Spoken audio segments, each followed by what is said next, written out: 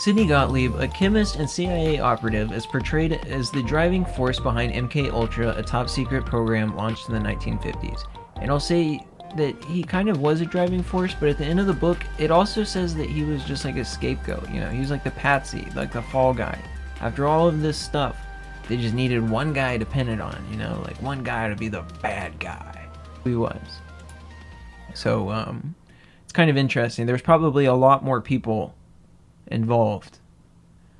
And as well, he had disabilities. So, like, again, anytime somebody has disabilities, it's easy to pin stuff on them. Despite his physical disabilities, a clubfoot and a stutter, Gottlieb rose to prominence within the CIA due to his expertise in chemistry and willingness to push ethical boundaries.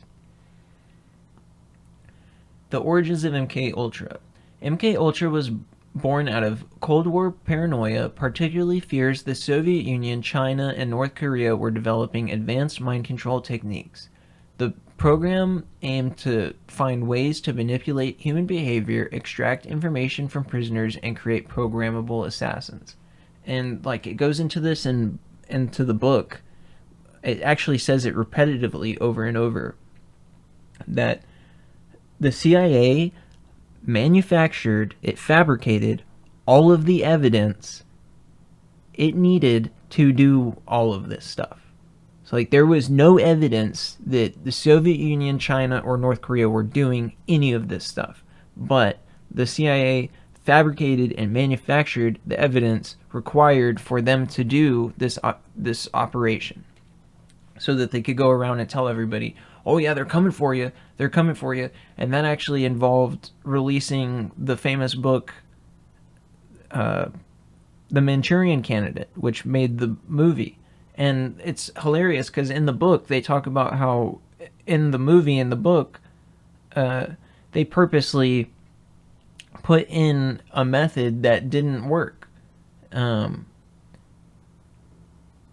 What is it? They put in the suggestion, like a suggestive power, was like how the mind control worked in the movie. But in real life, they found that that's not how it worked. So the CIA made this book and movie about mind control and put it out to justify their programs, but the method of mind control in the movie was totally made up and not real, which made the public's perception of mind control even further from reality, which was beneficial for them. For people to have no concept of what real mind control would be like. They just see this movie, this like Hollywood version of it, even though that doesn't really exist. So the program aimed to find ways to manipulate human behavior, extract information from prisoners, and create programmable assassins, which MK Ultra was never able to do. They were never able to do a programmable assassin. They were able to destroy people's minds, but they were never able to create people's minds, which is pretty fascinating. Experiments and ethical violations.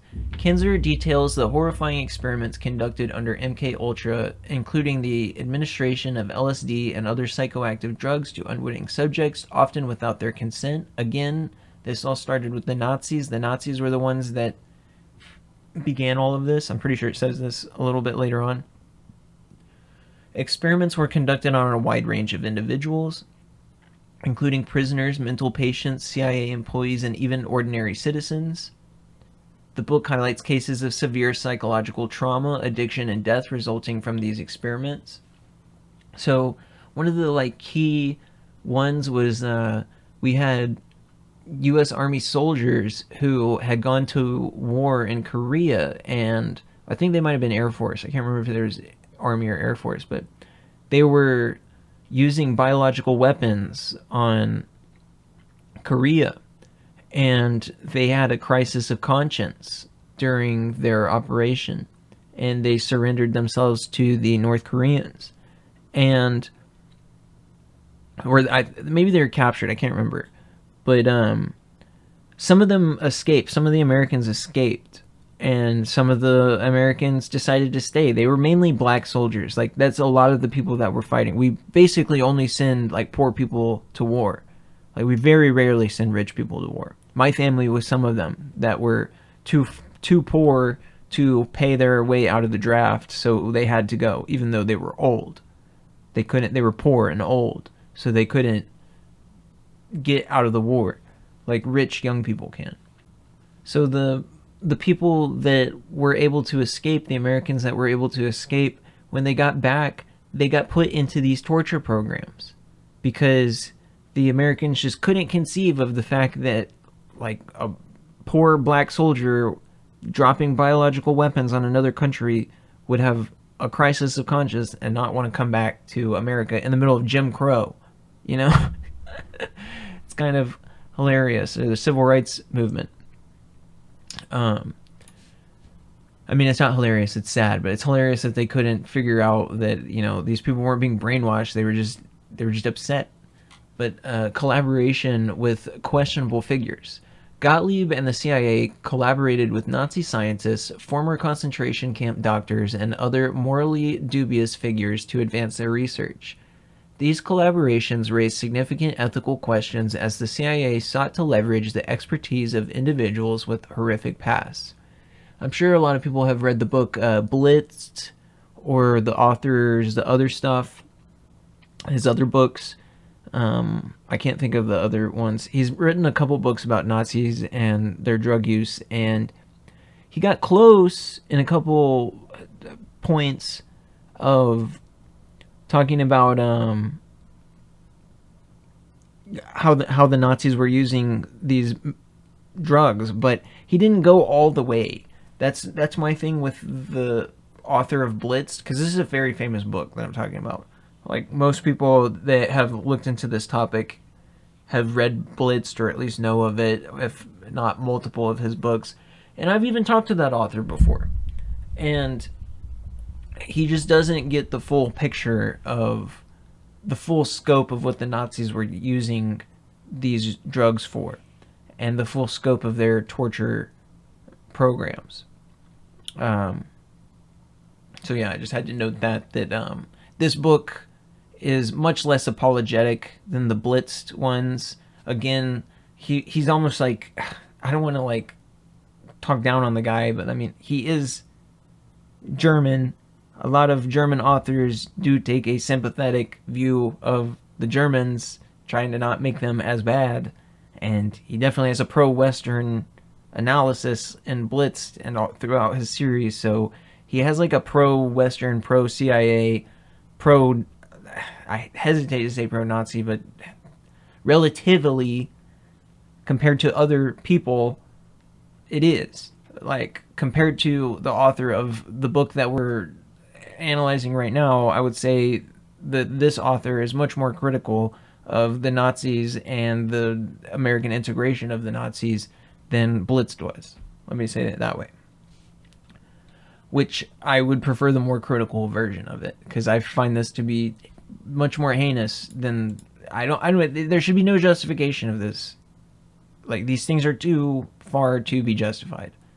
So, especially when we're starting to get into MK Ultra and stuff like that. Like, how could you?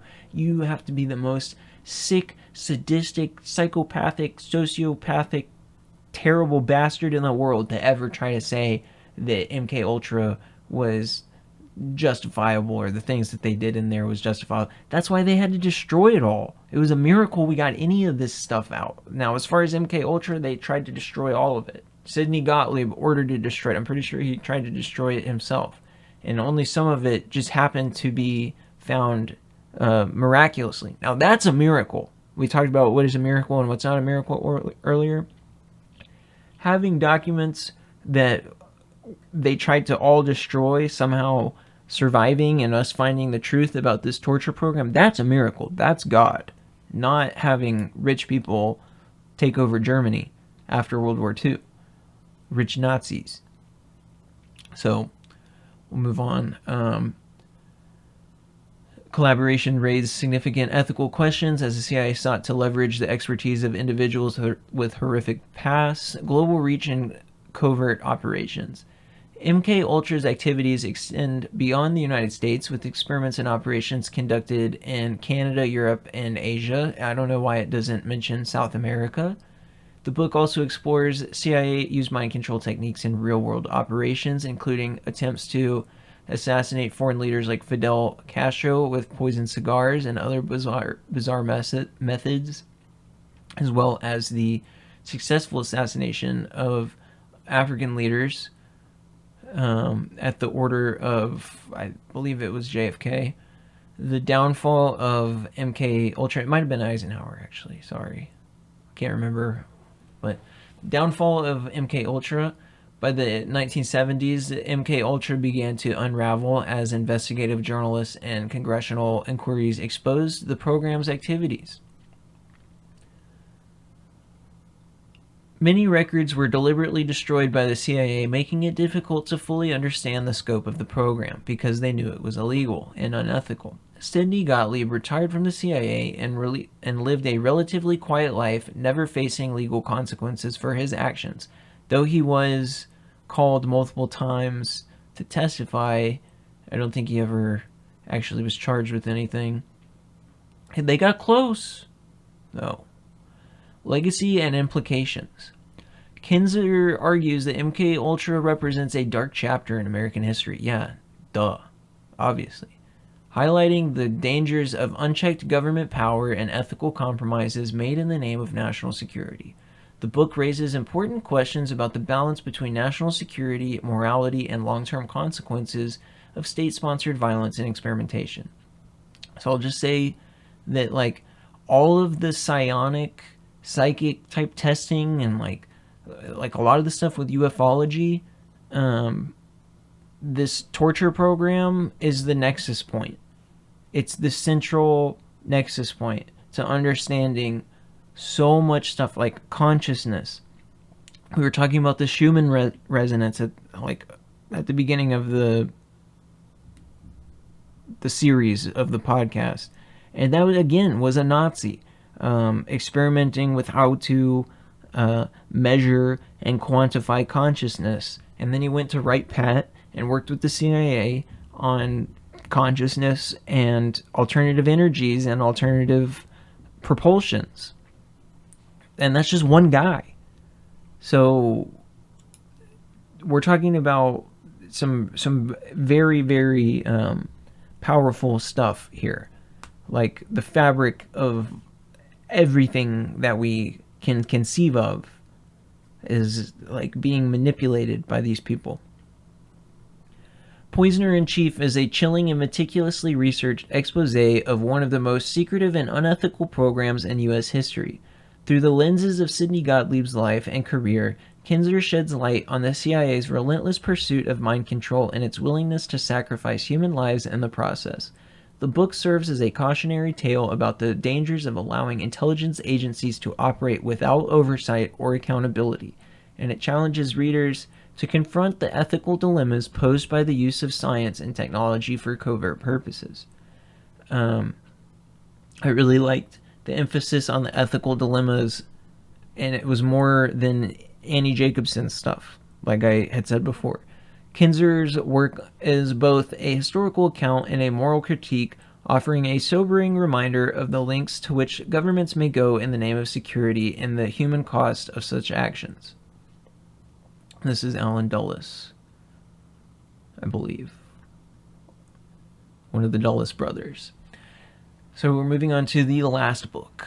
Give a synopsis of The Devil's Chessboard, Alan Dulles, The CIA and the Rise of America's Secret Government.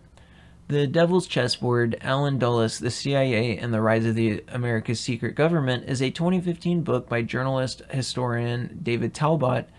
It provides a critical and investigative account of Alan Dulles, the longest-serving director of the Central Intelligence Agency, and his role in shaping the CIA into a powerful, secretive, and often unaccountable force within the U.S. government. It also talks about the Nazi banking lineage very explicitly, as well as the Nazi CIA human trafficking with the State Department and what they had called rat lines rat lines are these networks of channels that they traffic humans through globally. And some of those are, Nazis or slaves or organ trafficking, that sort of stuff. And it's kind of hinting back to, again, Kenneth Arnold and the Nazis and missing people episode again. And it seems like they really set up shop in South America and Argentina, maybe even Antarctica. That's a lot of people don't. It's fascinating, and a lot of people will love to hear about it. But when you start actually talking about it, we need more evidence of what's actually going on in Antarctica, and that's actually the fascinating part, is how difficult it is to get evidence down there, and the fact that it's supposed to be demilitarized, and if you try to go down there, you get intercepted by the Coast Guard. So like the military's like cutting it off, and I'm a pretty firm believer in not only that Kenneth Arnold saw at least something, but the fact that Admiral Byrd also had seen something. One of the highest decorated people that we had, like an explorer general guy that we sent down there with a big fleet to Antarctica, and he said that he got their asses kicked by basically craft coming out of the water that were the Nazis, and that they had advanced technology. I think his exact words were craft that can fly from pole to pole, something like that, like with the speed or something.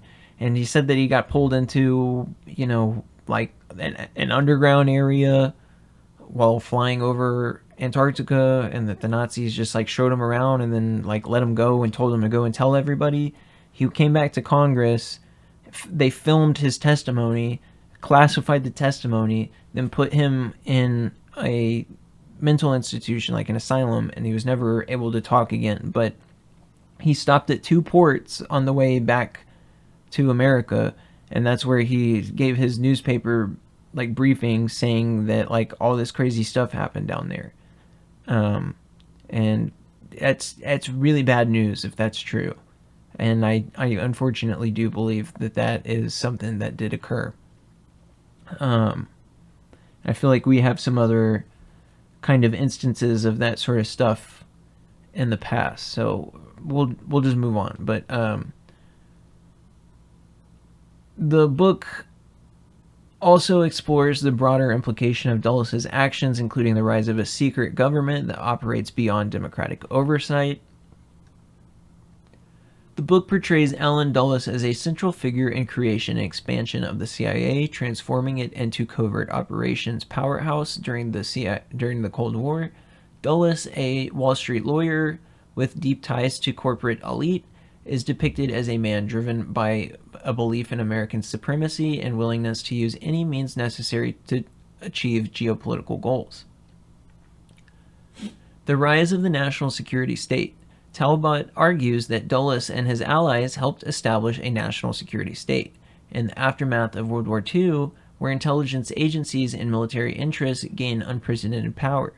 The shift often sidelined democratic processes with decisions about war, regime change, and covert operations made in secret by unelected officials. Covert operations and regime change. The book details numerous CIA-led covert operations under Dulles' leadership, including the 1953 coup in Iran, Operation Ajax, that overthrew Prime Minister Mohammad Mossadegh, and the 1954 coup in Guatemala that ousted President Jacobo Arbenz, I guess. These operations, often justified as necessary to combat communism, had long-lasting negative consequences for the affected countries and undermined U.S. moral authority. The CIA and organized crime.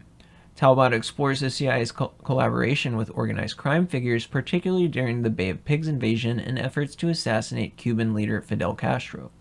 The alliances blurred the lines between intelligence work and criminal activity, raising ethical and legal questions. So basically, he's saying here that the CIA and organized crime, basically since the beginning, have been working together. And I would call the Nazis also organized crime, but this is like a totally different, like the cartels and mafia and stuff is what they were working together. So the mafia was not a fan of a lot of the things going on with the Cuban Revolution, because the Cuban communist government at that time, they didn't appreciate having mafia-owned casinos in Havana, and the CIA did appreciate that. So you can see where a power struggle would occur. The Kennedy assassination. One of the most controversial aspects of the book is its exploration of Dulles' potential involvement in the assassination of President John F. Kennedy. Talbot suggests that Kennedy attempted to rein in the CIA, and his resistance to Dulles' aggressive Cold War tactics may have made him a target. The book critiques the Warren Commission's investigation and implies that Dulles and the CIA may have played a role in covering up the truth. I think he was on the Warren investigation, which is insane. Like, JFK fired him. Like, spoiler, JFK fired him, and then Dulles was still like inside of CIA facilities working with Bush Sr. The day that JFK was assassinated. Quite the coincidence. The title, The Devil's Chessboard, refers to the idea that Dulles and his allies operated as puppet masters, manipulating global events from behind the scenes. Talbot argues that the secret government continues to influence U.S. policy, often prioritizing corporate and military interests over democratic principles. Say it louder, brother. That's like the most important part right there. Let me put that in bold. So important. Critique of American imperialism. This is also extremely important. Bold that too and save it. The book is highly critical of the U.S.'s government's role of covert operations and its embrace of imperialistic policies during the Cold War. Talbot argues that these actions are often justified in the name of national security, have had devastating consequences for global stability and democracy. See, this is like extremely important. This part right here is probably like the most important part, in my opinion. Like, other than the specifics and details and stuff like that, like ideologically, this is like big picture stuff. This is so important to understand. Conclusion. The Devil's Chessboard is a provocative and meticulously researched work that challenges the conventional narrative of the CIA's role in American history. It paints a damning portrait of Allen Dulles as a powerful, unaccountable figure who helped establish a culture of secrecy and impunity within the United States government. Basically, a rogue Nazi asshole. Talbot's book raises important questions about the balance of power and democracy and dangers of allowing intelligence agency to operate without transparency or oversight. So this guy was like the person directly in charge of connecting all of the fibers of Nazi society to American society. While some critics have questioned Talbot's speculative claims regarding the Kennedy assassination, the book remains a compelling and thought-provoking exploration of the hidden forces that have shaped modern American history. So we're going to talk more about the U.S. torture program a little bit, and like kind of going back to the Nazis and the Schumann resonance, and that he was studying the brain and all this different stuff with ADHD. And today we have Gary Nolan and other people that are scientists today that are studying this sort of stuff with UFO encounters. Let me read this particular part here. It says that this is Gary Nolan. His involvement with the UAP began after he was asked to use blood analysis instrumentation to help with cases of pilots who were close to alleged UAPs and horrible brain damage. And the horrible is in parentheses, or I mean quotes. When asked if he could describe the more abnormal effects on the brains observed with the MRIs, Nolan said, "If you've ever looked at an MRI of somebody with multiple sclerosis, there's something called white matter disease. It's scarring. It's a big white blob or multiple white blobs scattered throughout the MRI. It's essentially dead tissue where the immune system has attacked the brain. That's probably the closest thing you could come to if you wanted to look at a snapshot from one of these individuals. You can pretty quickly see that something is wrong. Approximately 100 patients, mostly defense or government personnel working within the aerospace industry, were analyzed." And sorry, I probably should have said, this is from 2021. A look inside people's brains who say they've had an UFO encounter, from Stanford Medicine, Dr. Gary Nolan.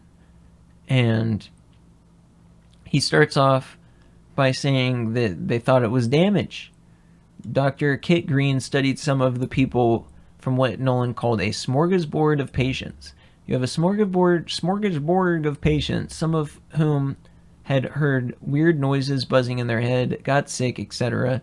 A reasonable subset of them had claimed to have even seen UAPs and claimed to have been close to things that got them sick. I don't know how they know that. I mean, I don't know. Ultimately, his team learned the people who they originally thought were damaged had an overconnection of neurons between the head and caudate and the putamen, which are brain organs. The number of people that had this overconnection led to the open question: did coming in contact with whatever it was cause it or not? Kind of like a chicken and the egg question. Was the brain this way and that's what caused the interaction, or did the interaction cause the brain to be that way? Nolan said that approximately a quarter of the MRA patients who claimed they had an encounter died from their injuries. That's disturbing. And we don't know what a UAP is, or like what factions of UAP there are. So like if there's like I mean, it's hard not to laugh or like giggle. This sounds so crazy to say, but it's also so terrible that I can't laugh during it. But if we have like psychic CIA children or beings in UAPs that are like being tortured and used as tools, they might not be super friendly. So if they encounter somebody, you might not want to encounter some of these things, even if they're ours. If they're really piloted by these terribly treated psychic beings, it's very bizarre.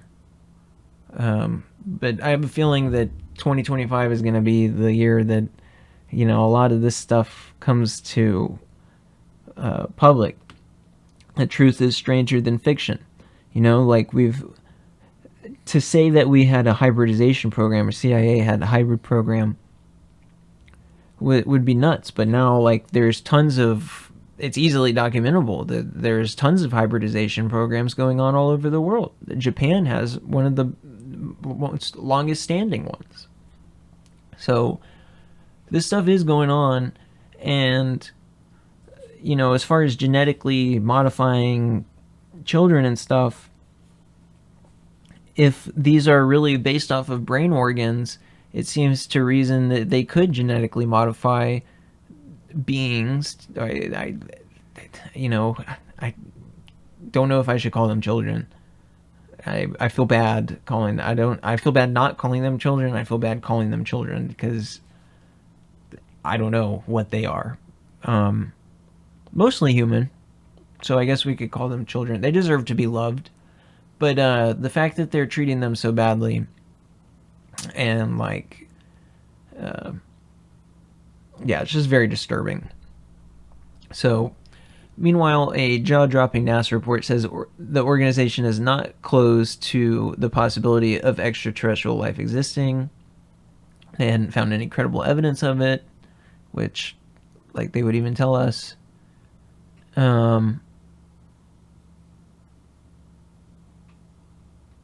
So I guess that's all that it says on this one. I'm going to move on to a little bit of an NHI article, National Institute of Mental Health, which I'm pretty sure just got its funding cut.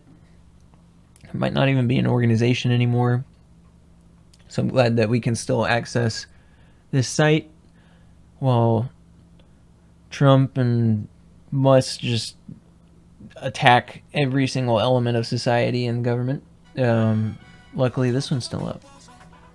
So it says NIH researchers identify brain connections associated with ADHD in youth. Large study finds atypical interaction between frontal cortex and processing centers deep in the brain. And